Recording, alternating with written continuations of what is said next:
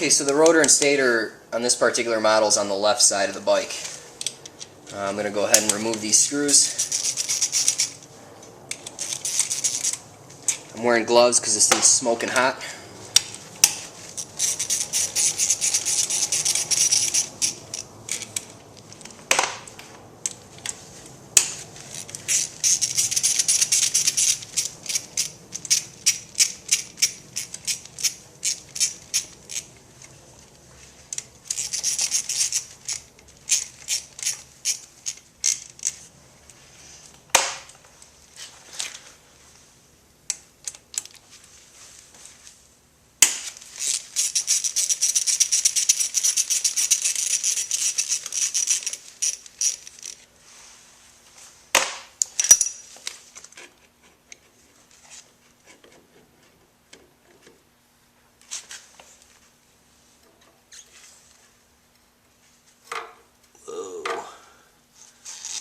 All sorts of stuff going on in here.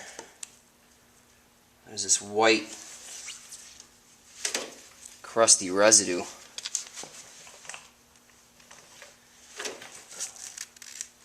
Yeah, look at that. This thing's just cooking in there.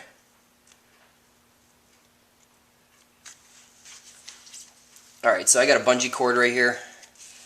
I'm just going to support the weight of this so it doesn't put stress on the wiring.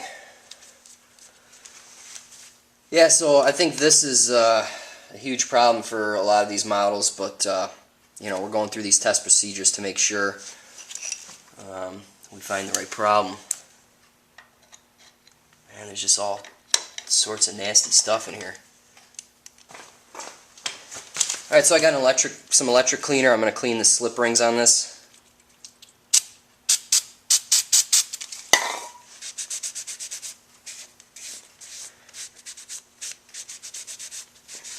For the heck of it, I'm going to ohm it out now.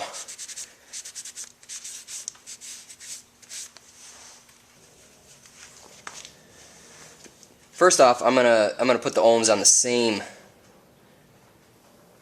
ring just to make sure I get 0. So I do have 0, and then I'm going to put it here just to make sure the meter zeroes out at 0. Alright, so now I'm going to take my reading here.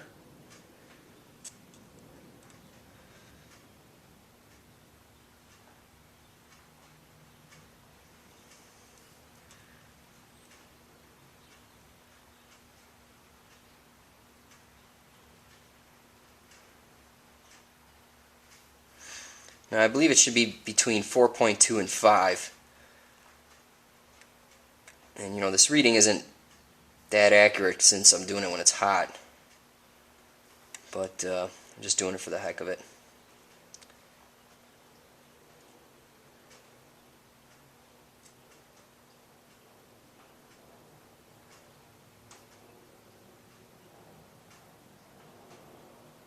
Alright, in any case, I'm going to leave this be for now. When its motor's totally cool, I'm going to ohm this out, see where it's at. Alright, so everything's nice and cool.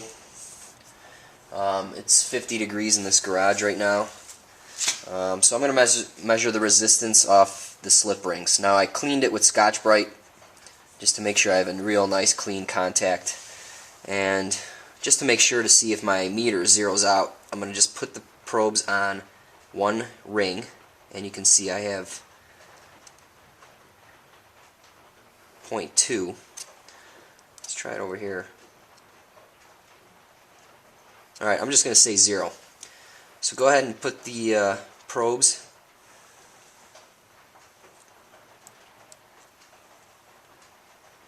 on the different slip rings.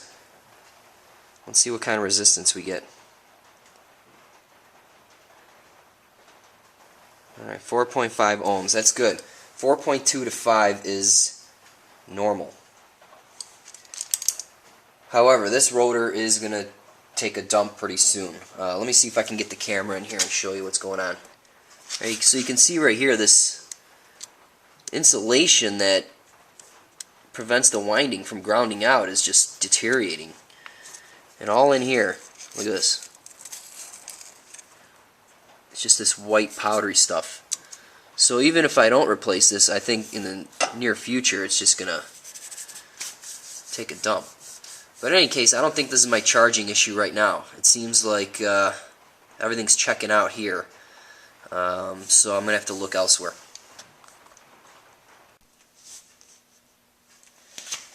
Alright, so let's remove this rotor. I think it's time for a new one. The insulation in here is getting all it's falling apart. The rotor's testing out fine, but I think once it gets hot, something's happening. But in any case, I'm going to replace it because, you know, like I said, this insulation is deteriorating. So I'm going to use an impact to loosen this bolt, but you can put it in 4th or 5th gear and hold the rear brake and crack it loose with the ratchet. Wow, that was pretty loose.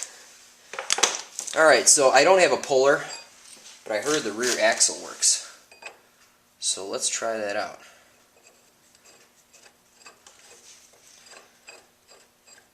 So this saved me 20 bucks, if it will work. So basically thread it in.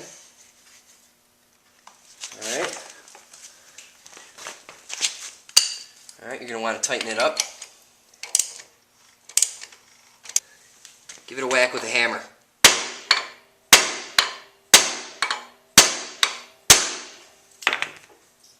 And she pops right off. So that's pretty simple. Save yourself some 20 bucks. Just pull the axle out. So you can see all this white stuff. Look at that. So the inside of this here is just deteriorating, and I'm afraid it's going to short out on the body, and it's just going to fry, and then it's going to take the RR, the rectifier regulator, out with it. So right here, look at that. It's all coming apart. I don't think this thing had much life in it.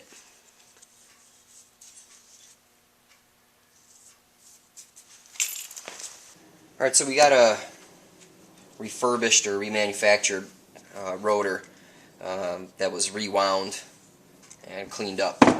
So I'm going to go ahead and check the resistance between the slip rings, see where we're at compared to the old one.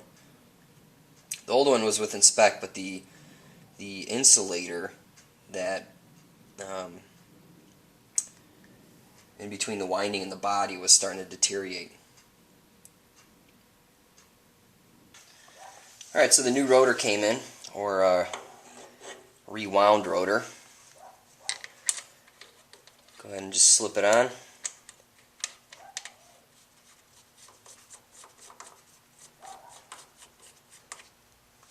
And the torque spec for this bolt is 60 pounds, 60 foot-pounds.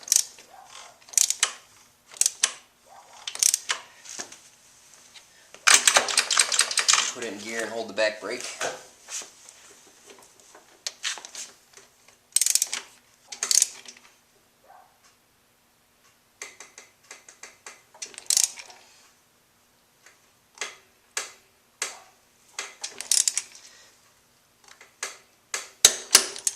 Alright.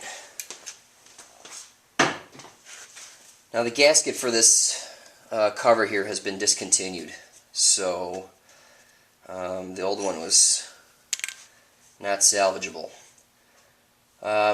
Normally I would use like Honda Bond or Yamaha Bond here. I don't have any of that, so I'm going to use just some black RTV, and I'm just going to smear it sparingly on the gasket surface here.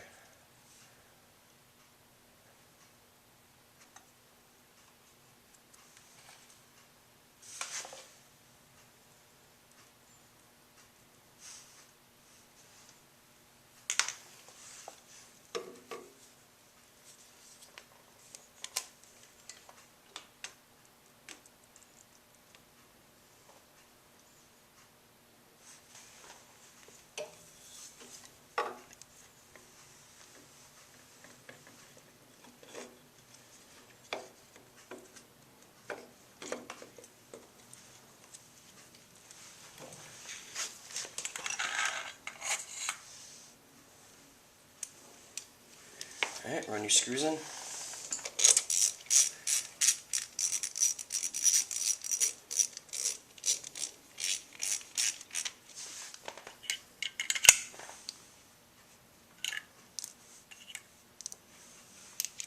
The two longer ones go on top here.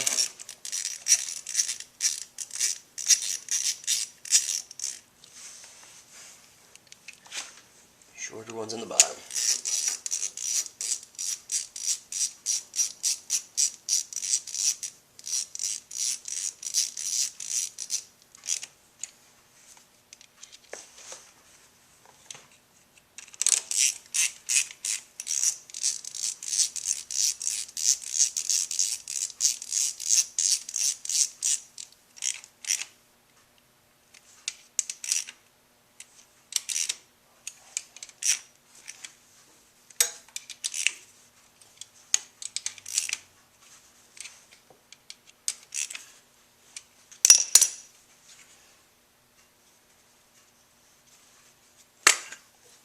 Wipe up any RTV that might have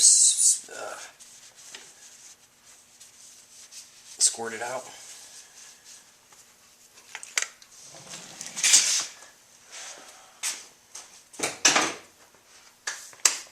Alright, let's see if this thing will charge.